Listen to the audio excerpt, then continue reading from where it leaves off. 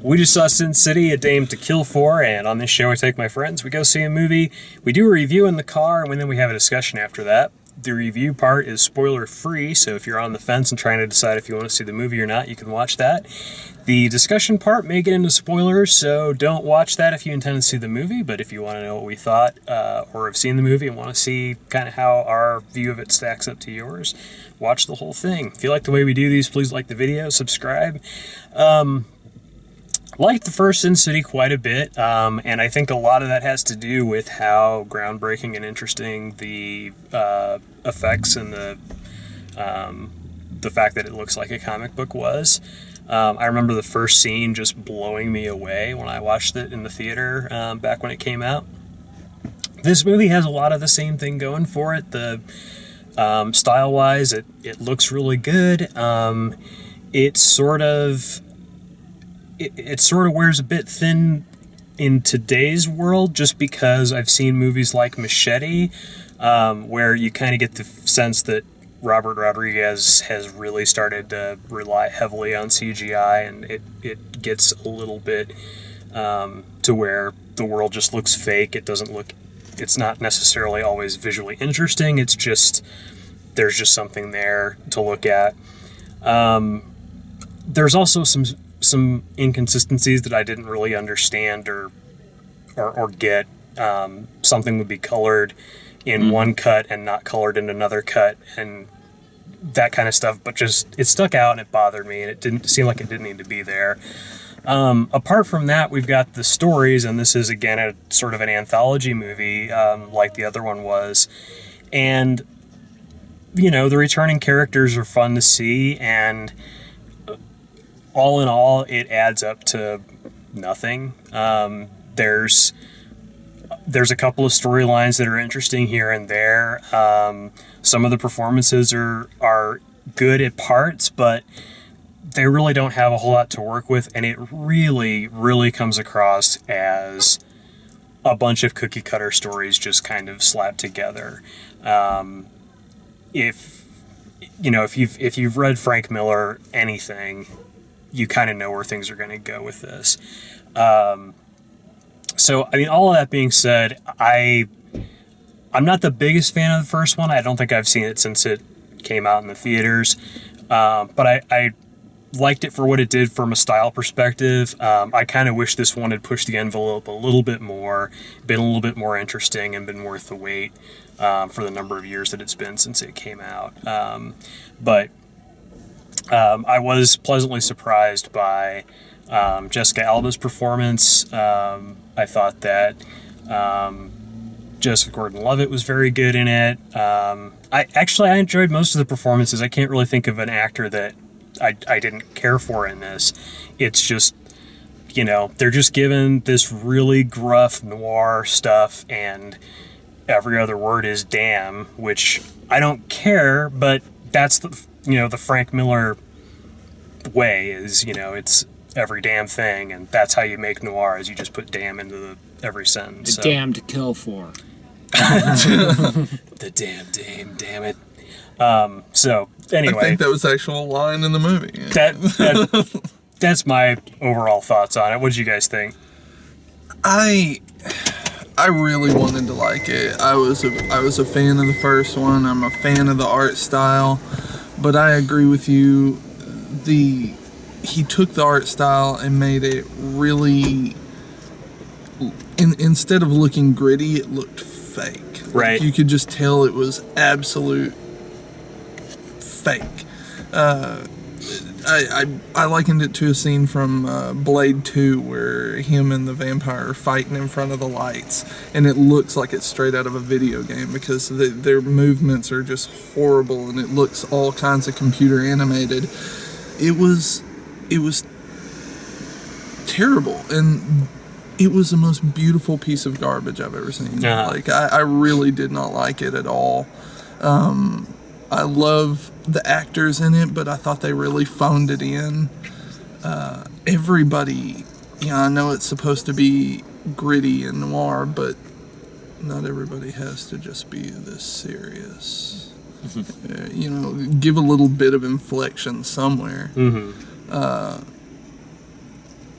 I thought the only people that really brought it were Powers Booth, who was awesome as always, and Joseph Gordon-Levitt. Everybody else was Jessica Alba did okay.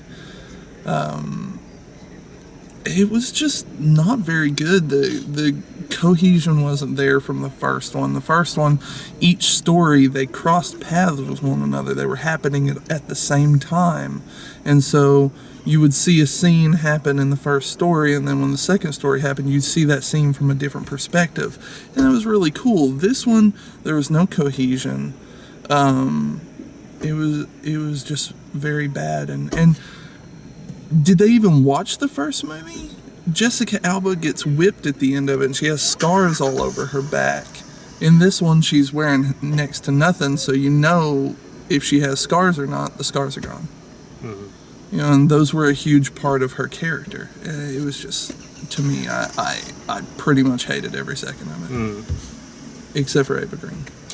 What did you guys think? I liked it. I mean, I liked the first one. Didn't love the first one, didn't love the second one. I thought the second one was more of the same. I think, Dale, to your point, they didn't really push the envelope, but I thought that the first one, this was just sort of a continuation, but not an expansion of that. I thought that the characters were fine, but, you know, I didn't think that the characters in the first one were most fully realized characters I've ever seen either, and this was about pretty much on par with that. So from my perspective, if you like the first one, you're probably going to like this one as well. Yeah. Yeah, it's very moment to moment. Yeah, I agree. Like, if you've watched the first one, you should probably watch the second one anyway, because there's not many movies quite like that, you know, shot in that kind of very, very comic style. Black and white. When it first came on, it was very different again, much like the first one. But after a while, you just kind of get used to it. There's nothing groundbreaking visually what's going on, and it's just like a bunch of Photoshop layers in black and white, and then, you know, some basic effects and stuff. It's kind of cool for some of the action stuff. It really does feel like a comic book come to life.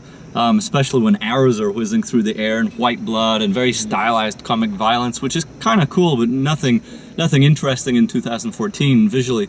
And because it's all these 2D layers all slapped together, the characters also feel like 2D layers as well. It just, like, none of the characters really stood out. Probably the one that stood out the most to me was the Mickey Rourke character, which he was kind of interesting, but like, you know, who said, like, they're all gruff and have the same demeanor and this, you know, and I don't know, it just kind of gets old, and voiceover is just like, I got voiceover fatigue about halfway through the movie, just way too much voiceover. I mean, that's a NAR trope that they were using, but they're supposed to be like, you know, there's not one damsel in distress in this movie, right? Everybody's a badass until they're dead.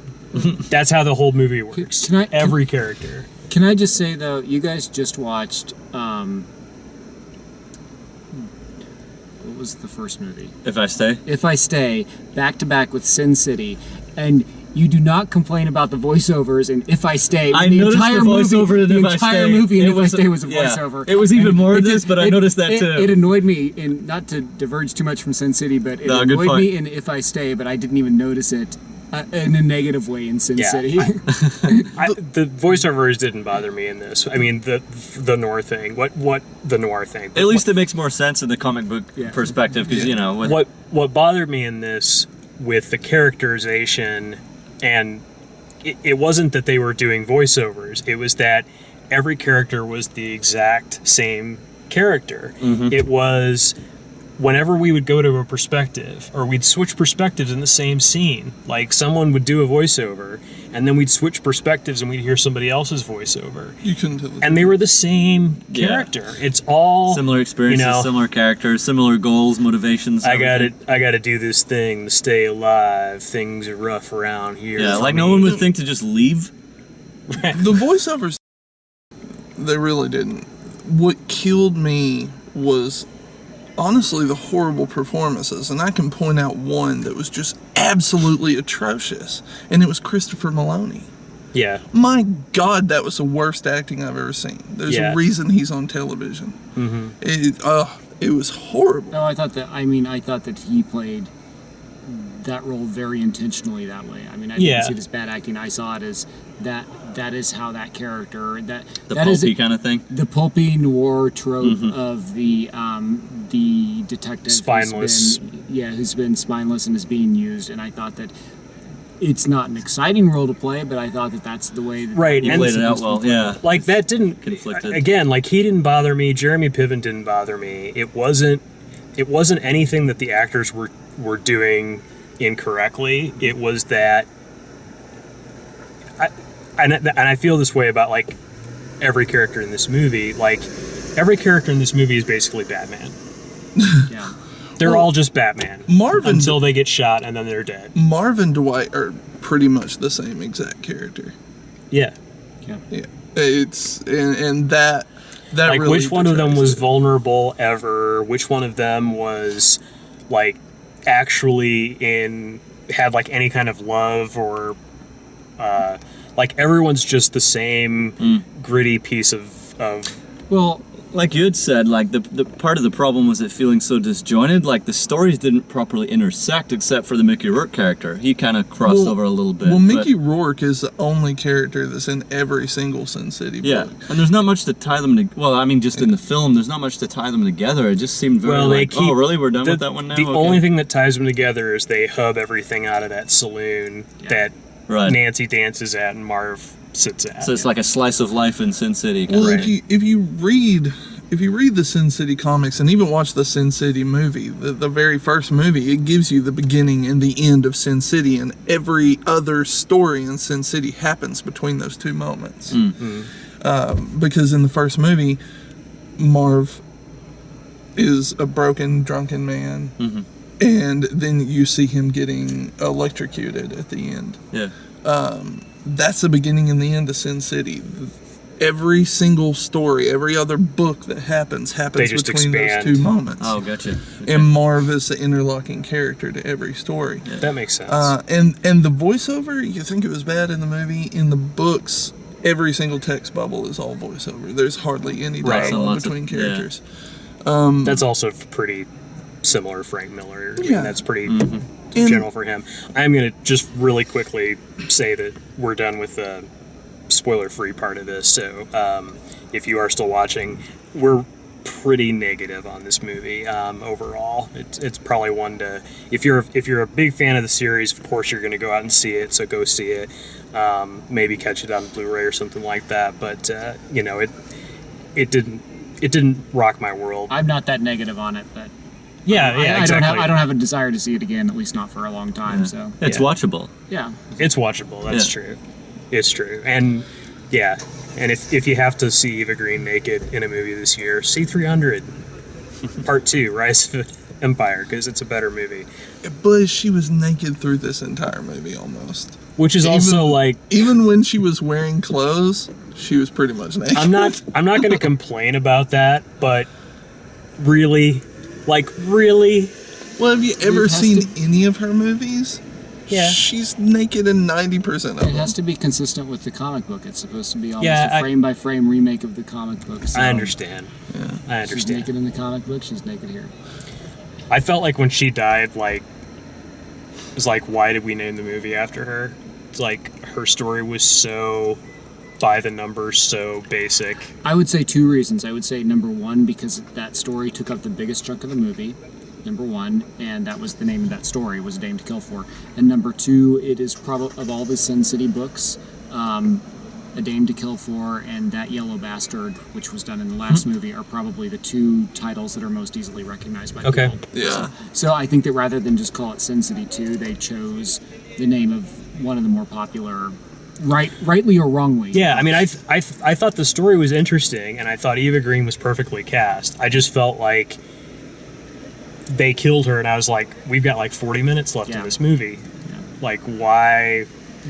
I think that should have been the end cap. You know. Well, and- I understand why it couldn't be. I understand why they had to finish it with, because Powers Booth needed to die last. well, But- outside of Powers, and I apologize. Yeah, that's fine. Outside of Powers Booth, Did Joseph Gordon-Levitt's character need to be in that movie? No. At all? No. No, it was like a father-son struggle. Except he was the thing, best wasn't it? one. Yeah. He was the best part What of I think it. what I think they should have done to give it to address the point of like still have Powers Booth die at the end, but also make the Dame to Kill For storyline more meaningful. I mean, they're breaking up the stories anyway. I mean, they broke up Joseph Gordon-Levitt's story quite Yep. a bit. So they could have broken up the Dame to Kill For storyline instead of telling it in one big chunk. Yeah, they could have revisit. told it over several chunks. And then let's say that at one point in the movie, we have the part where Nancy is about to be shot by Rourke, which is Powers Booth's character, and it looks like she's about to die, and then you just cut from there back to the ending of A Dame to Kill For, and then you can still end the movie at the very end with Powers Well, Booth. so what happened to Stacy Keach's character? Yeah. Did I miss that, No. or did he just Oh wait, vaporize? he was the guy with all the I knew who he CGI. was. I'm asking what happened to him. Oh yeah, I don't know. He just showed up for a scene and he was out. Which one was he? He was the like The mobster that she made that a she was deal like, with, we should the- get married and bring our power together. Oh, yeah. They were like at that party, Yeah. and Yeah. he just disappeared. I assume that's another storyline that they just, because that was part of A Dame to Kill For, they had it in there, but it's a storyline that hasn't been filmed yet. It didn't. Yeah, it just didn't. Well, and she's gone now, so I don't know how they would finish that unless they're gonna like prequel it out. But Again, there's no consistency in time. and but what I was sense. gonna mention about with the Stacy Keach thing was that I felt like they brought him in and made him disappear for no reason. It's like, why couldn't that have been a Powers Booth and Eva Green scene where they kind of, and I realize that probably doesn't add up with the comic, but Yes, I mean, the true answer is probably not the right answer. This is one of those situations where I think that perhaps they were trying to be too Too faithful faithful. to the Yeah, original it doesn't medium. work as a and it's film, like, though. And it's like, sometimes you can't be. But, Yeah. but I didn't Different medium. Since I'd even forgotten that character. that's one of the things we think about, or that we talked about a lot when we were reviewing Snowpiercer, right? It was that it felt Haven't seen it, blah, blah, blah. well, and I'm not going to ruin anything for you, because I but really want to see it. I'm not going to ruin anything for you, but that is a movie that has some issues as a movie, or it has some issues when you watch it as a movie, and don't keep in mind that it's a very complete allegory. faithful adaptation of a comic, in that it's episodic almost to a fault. It's episodic to a point where they just sort of stop explaining things. There's just these chunks that happen, and I know in that review there were people that were sort of irritated about that, and I was thinking about it like, I hadn't read the original comic or manga or whatever it was that it's originally based on, but with this too, I feel like there was probably, and with Frank Miller being like a co-director, which I don't really understand what that means, but I'm sure that he tried to keep it as faithful as possible, that they could, continue to make stuff with it, or splinter it off into a TV series or something like that. Well, they cut out one of the main characters from Sin City who plays a huge part later, and that is the role that Josh Hartnett played in the first one, the man. He's the narrator. What's really funny is that Josh Hartnett won't be in movies anymore. Like, he's quote unquote retired from acting in movies, but he's doing television instead With Eva Green. with Eva Green. That's what I thought was It's all funny. connected. It's like they got Eva Green to do the movie, but they couldn't get Josh Hartnett Oh, to do the movie. And Eva Green played a character named Eva. Yeah. I was like, That was- really? I thought it was Well, Ava. Eva Green played a character named Eva. Powers Booth played a character named Rourke. We kept talking about power. We kept talking about power with Mickey Rourke. That was really. So was there any rhyme or reason with the coloring certain parts of the movie, certain characters, certain things? Yes. I couldn't really. Was that in relation to the comic? Well, or- I was just going to say, it's It's because like I that's kept how thinking, like, there's no real plan to this, is there? It's just like, that'll look cool if we what- make that yellow it's or red. whatever it was in the comic book, but if your question is there any rhyme or reason within the comic book, I have no idea. I'm guessing no. Like, the very first time they introduce Eva Green's character, all you see is her lips, and her And lips they're are red. red. Well, see, I like that. And then the next scene, they're black. But then it was inconsistent, yeah. Yeah. And her eyes I are did like when green. his her eyes went red Sometimes. because he was angry. That made sense. Like that was really cool. Her eyes were But- green like after a while, after her first couple of scenes. Like basically once it's revealed that she's crazy and psychotic, her eyes go green. Yeah. And her lips stay red the rest But of the like time. That kind of worked for me though, but some of the other stuff didn't. a really clear example of the inconsistency is the shot where Christopher Maloney and Jeremy Piven are driving along, and from one angle their glasses are white, and from I other noticed that, angles yeah. their glasses aren't, and then it'll switch back to where they're white again. Yeah, I think that has a little bit more to do with the idea of glare. that's Like a what I comic? took it because there were a few situations like that.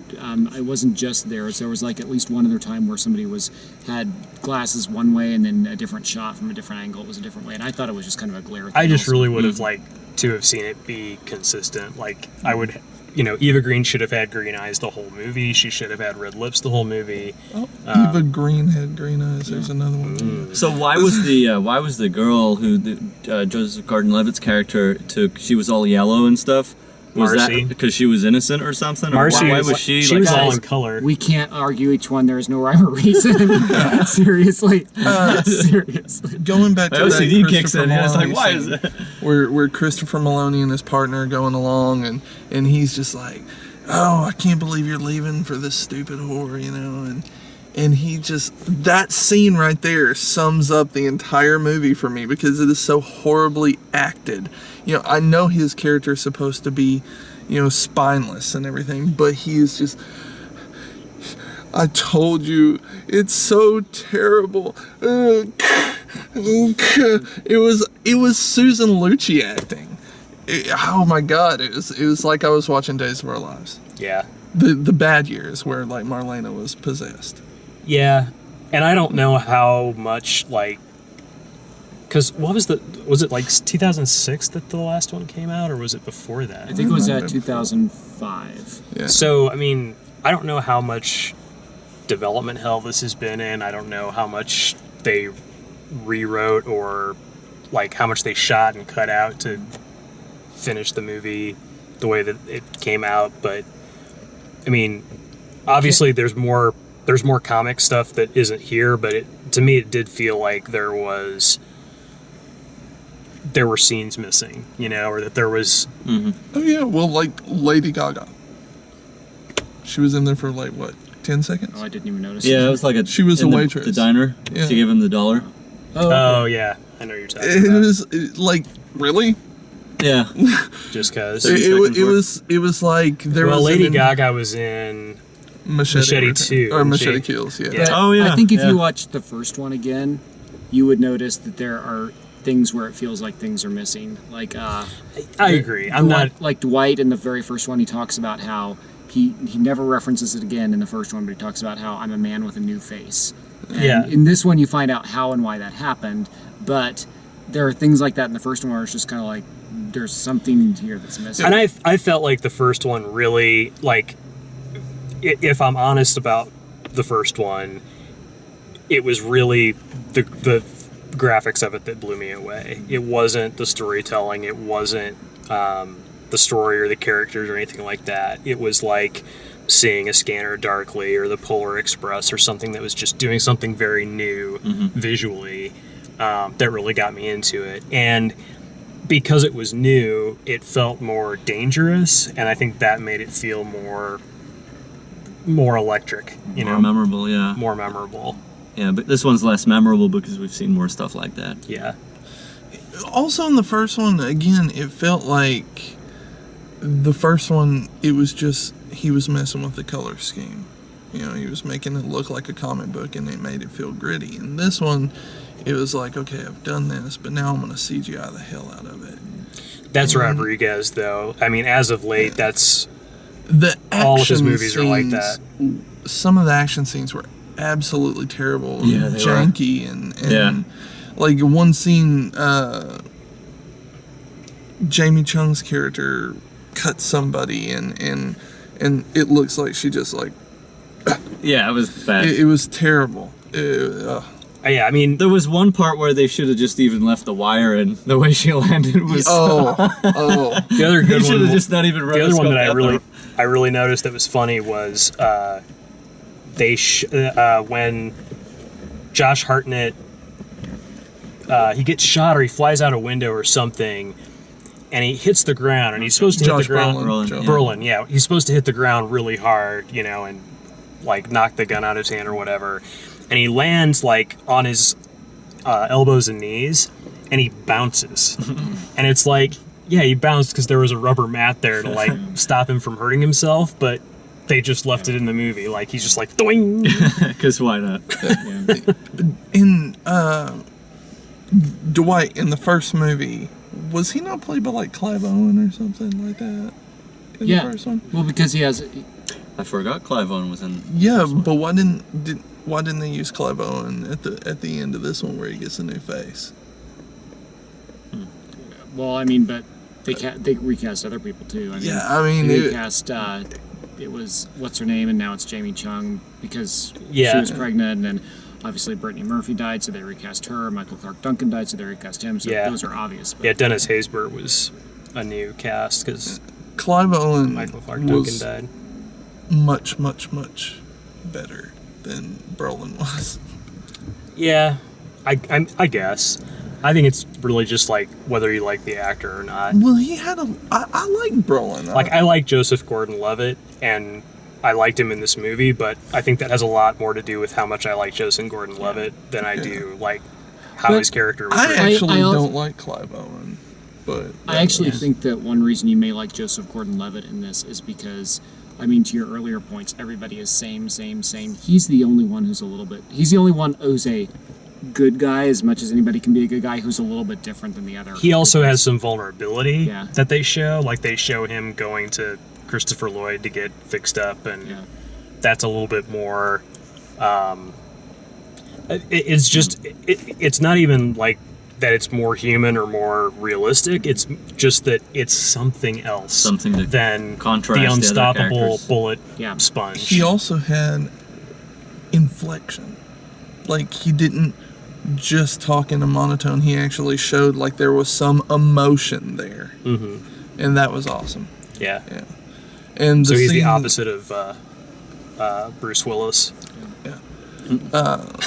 who acting via got Skype. yeah, Bruce Willis via satellite. He acted like he wasn't just there to get a paycheck, which I felt like everybody else was just like, all right, I'm in your movie, here, hand me the money. I don't know, I really didn't like it. Yeah. I'm not like sad that I saw it or anything like that, but No, I'm glad I saw it. It was fun to see in visually 3D. stunning. I didn't see the other one wasn't in 3D, so that was kind of I interesting. thought the 3D was done pretty well. Yeah, that Yeah. part was cool. Well, anyway, we've talked for long enough. That's Sin City: A Dame to Kill For. I hope you enjoyed the review. Please check out all the written and video reviews for all the movies at dalemaxfield.com. Thanks for watching. Damn it! I'm the goddamn Batman.